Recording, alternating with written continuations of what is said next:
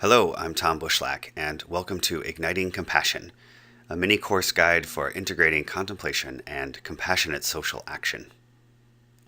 So let's begin with the question of why I created this course on contemplation and compassionate social action. As more and more people in our culture are discovering the many benefits of contemplative practices, from mindfulness, meditation, yoga, contemplative forms of prayer, or other practices, these practices naturally guide us to tap into our innate core of inner compassion.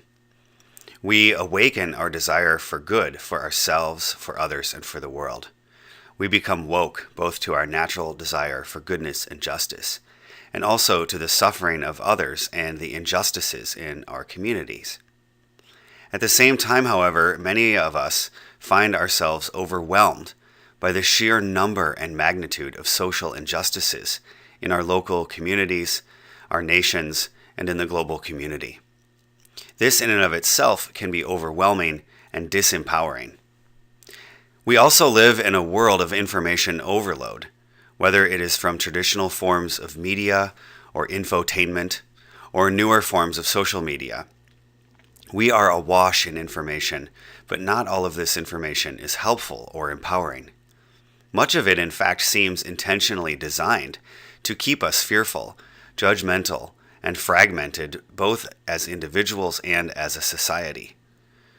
All of this can lead us to start to feel like this guy: overwhelmed, stressed, angry, resentful, and fragmented.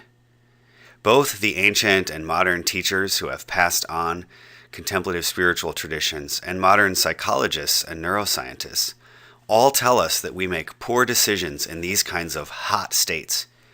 Being overwhelmed and stressed narrows our vision and puts us in our fight or flight mode. What we need, however, are practices and skills that guide us into compassion and wisdom. In this course, I bring together two sources of wisdom. The first is the wisdom inherent within contemplative practices themselves. These practices, whatever form you engage in, naturally lead us toward an experience of oneness or union with all of creation or reality. In religious terms, we awaken to our fundamental union with God, the divine source or the ground of our being. This union longs to be expressed in communion with others. It draws us towards greater intimacy and vulnerability with others. And if we consent and allow it to expand, it opens our hearts towards communion and solidarity with all people, especially those who are suffering. Contemplative practices also put us in touch with another kind of power for action. If you think about many of the examples of power in our culture or in human history, this power is typically power over and against others. But the source of power we access in contemplation is the power of compassion. This power is captured in the Sanskrit word ahimsa, which means non-violence or non-harming of self and others. This power is a more subtle, yet ultimately more powerful form and expression of power. But it is also one that we must learn and practice because it is so little understood in our world. The second source of wisdom for this course that I offer comes from the tradition of Catholic social thought. Although this tradition derives from a specific religious tradition, that is, the theology and ethics of the Roman Catholic Church and tradition, it is in fact offered as a point of dialogue in search for the common good among all people. In this course, I will introduce you to two very simple concepts from Catholic social thought.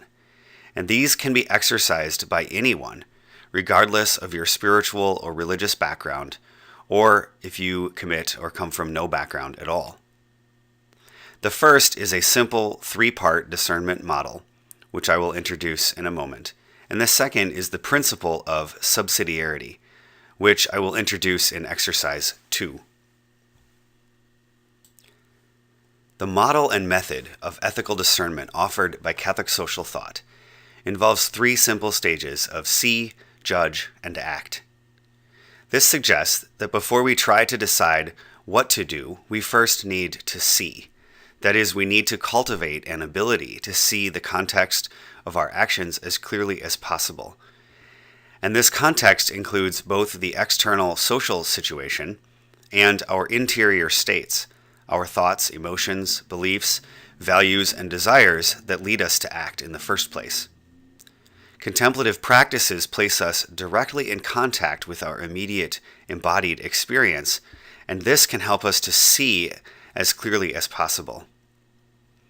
Once we see more clearly, we can begin to form judgments about which actions will be most effective at expressing compassion, enhancing justice, and serving the good of our neighbors and the common good of our communities. Finally, we need the courage to act with wisdom and conviction. And I often add a quick fourth step, which is to reflect.